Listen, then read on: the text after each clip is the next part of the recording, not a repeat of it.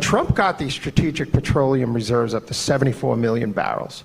And his goal every day in the White House when he took office was strategic energy dominance.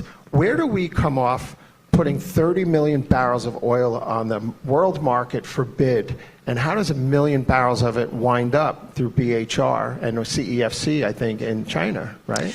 Well, I mean, that's right. 1 million barrels of oil end up with China, and this is under Biden. I mean, why would you take money out of the strategic petroleum reserve that's meant to be for emergencies and give it to China? And particularly it went to a Chinese company called Sinopec, which Hunter Biden had a stake in through BHR and his 10% of BHR. But on top of that, you just have to question, we're sending billions of dollars to Ukraine so that the war can go on for longer.